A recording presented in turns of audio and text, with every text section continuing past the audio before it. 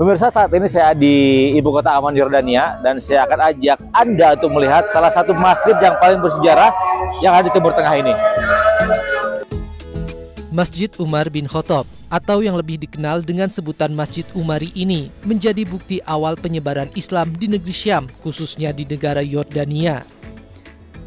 Didirikan di masa pemerintahan Khalifah Umar bin Khattab di tahun 640 Masehi, masjid ini menyimpan sejarah tak ternilai. Masjid ini sempat beberapa kali mengalami renovasi dan pelebaran serta bergonta-ganti nama. Dimulai di zaman Bani Umayyah, kemudian dilanjutkan di masa Turki Ottoman, hingga di masa modern di masa mendiang Raja Hussein, orang tua Raja Abdullah II yang sekarang berkuasa di Yordania.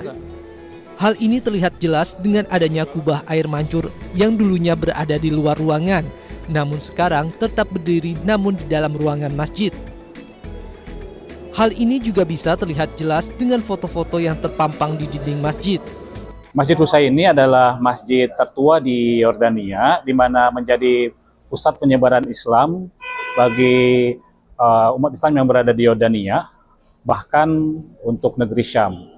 Masjid yang bernamakan awalnya Masjid Umari, karena memang asasnya dibangun sejak Khalifah Umar bin Khattab, lalu kemudian dilanjutkan oleh Umar bin Abdul Aziz, dan kemudian berubah di zaman Umayyah menjadi Masjid Umawi, terakhir sejak 1920 diperbaharui oleh Raja Hussein dan berubah namanya menjadi Masjid Husaini, Masjid Agung Husaini.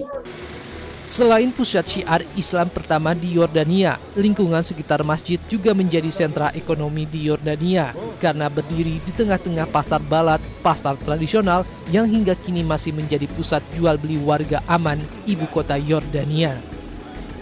Dari Amman, Yordania, Jajang Diraja Negara, iNews melaporkan.